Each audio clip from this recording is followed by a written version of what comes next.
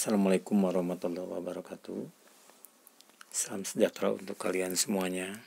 Semoga kalian saat ini dalam kondisi sehat walafiat. Tetap semangat ya.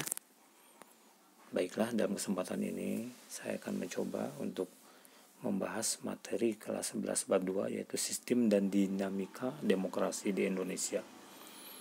Sebelum itu, coba kalian amati gambar berikut ini. Nanti di akhir pelajaran kalian bisa untuk mencoba membuat beberapa pertanyaan atau rumusan tentang hal tersebut. Baiklah, akan saya mulai pembahasan mengenai hakikat demokrasi.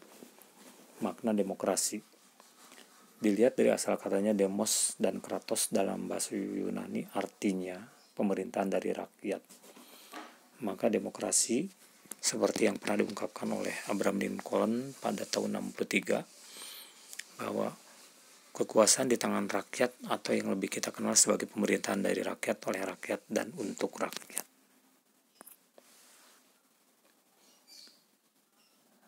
Makna demokrasi. Negara demokrasi dimaknai sebagai negara yang menganut bentuk atau mekanisme sistem pemerintahan dengan mewujudkan kedaulatan rakyat atau kekuasaan warga negara atas negara. Ciri-ciri pokok berjalannya proses demokrasi di suatu negara adalah sebagai berikut. 1. Pemerintah menjalankan kehendak dan kepentingan rakyat. 2. Adanya pemisahan dan pembagian kekuasaan pemerintah. 3. Adanya mekanisme tanggung jawab dari pemerintah. Kriteria menentukan situasi demokrasi itu meliputi diantaranya kekuasaan, keadilan, kesejahteraan, peradaban, afeksi, dan keamanan. Berdasarkan cara menyampaikan pendapat, demokrasi dapat dibedakan sebagai berikut. Yang pertama ada demokrasi langsung, kedua demokrasi tidak langsung atau perwakilan, yang ketiga ada demokrasi perwakilan dengan sistem pengawasan langsung dari rakyat atau disebut referendum. Berdasarkan wewenang dan hubungan antar alat kelengkapan negara, demokrasi dibedakan menjadi demokrasi parlementer dan demokrasi presidensil. Indonesia sendiri menganut demokrasi presidensil karena presiden dominan, di samping dia sebagai kepala negara juga sebagai kepala pemerintahan. Berikut merupakan ciri utama dari sistem demokrasi adalah tegaknya hukum di masyarakat atau law enforcement dan diakuinya hak asasi manusia oleh setiap anggota masyarakat di suatu negara. Menurut Melvin E. Urofsky, terdapat ada 11 prinsip-prinsip dasar yang harus ada di suatu negara demokrasi. Yang pertama, konstitusionalisme. Kedua, pemilihan yang demokratis. Ketiga, negara dan pemerintahan daerah. Keempat, pembuatan hukum. Kelima, peradilan yang independen.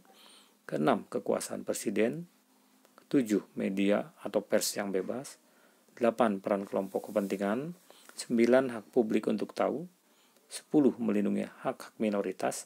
Dan 11, kontrol sipil terhadap militer. Nah, ini adalah tingkat persamaan dalam masyarakat. Pertama ada persamaan politik. Kedua ada persamaan di depan hukum. Ketiga ada persamaan kesempatan. Keempat ada persamaan ekonomi. Dan kelima ada persamaan di bidang sosial. Langkah awal demokratisasi di Indonesia dimulai saat diterbitkannya Maklumat Wakil Presiden nomor 10 tanggal 3 November 1945 yang berisi anjuran untuk membentuk partai politik. Jadi inilah landasan hukum pertama kali demokrasi atau dibolehkannya terbentuk partai politik di Republik Indonesia. Berikut merupakan periodisasi perkembangan demokrasi di Indonesia. Jadi kalau di penggal ada 3 demokrasi di masa Orde Lama, yaitu saat itu pernah ada demokrasi liberal dan demokrasi terpimpin. Kemudian demokrasi di era Orde Baru. Jadi kalau Orde Lama itu dimulai berarti dari 1945 sampai dengan 1965, 1966 hingga 1997 itu demokrasi Pancasila pada masa Orde Baru, dan demokrasi reformasi itu dimulai sejak 1998 hingga saat ini. Nah, ini adalah sejarah pergantian kabinet yang pernah terjadi di Indonesia pada masa demokrasi liberal.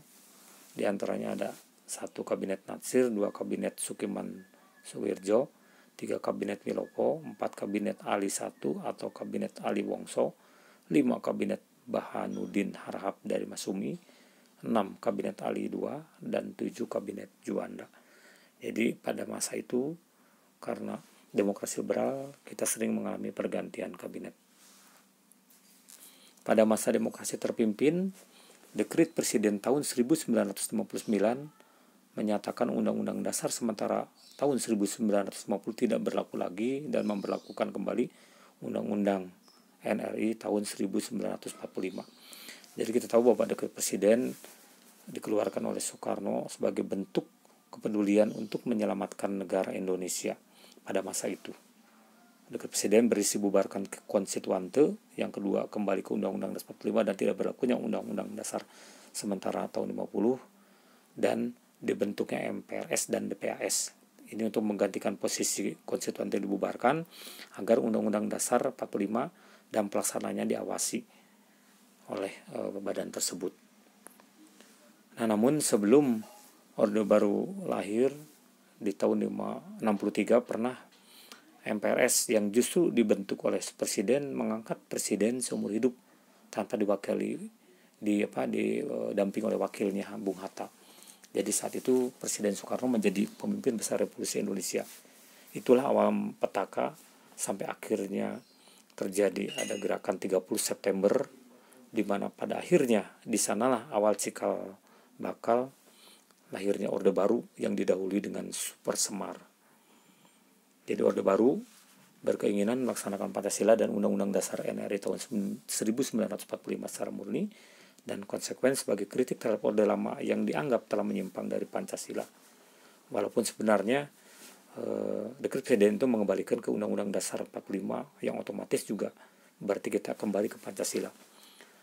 Jadi dengan demikian sistem politik ini diberi nama demokrasi Pancasila. Nah, untuk pertama kalinya setelah reformasi, yaitu tepatnya di periode kedua pemilihan umum tahun 2004, bangsa Indonesia melaksanakan pemilihan presiden dan wakil presiden secara langsung oleh rakyat. Jadi pemilu pada waktu itu diikuti oleh 24 partai politik. Perilaku yang mendukung tegaknya nilai-nilai demokratis antara lain sebagai berikut. Pertama, menjunjung tinggi persamaan. Kedua, menjaga keseimbangan antara hak dan kewajiban. Ketiga, membudayakan sikap bijak dan adil. 4, membiasakan musyawarah dan mufakat dalam mengambil keputusan. Dan 5, mengutamakan persatuan dan kesatuan nasional. Nah, dalam kehidupan keluarga, setiap anggota keluarga mempunyai hak dan kewajiban yang sama. Hak dan kewajiban ini hendaknya dihormati oleh setiap anggota keluarga.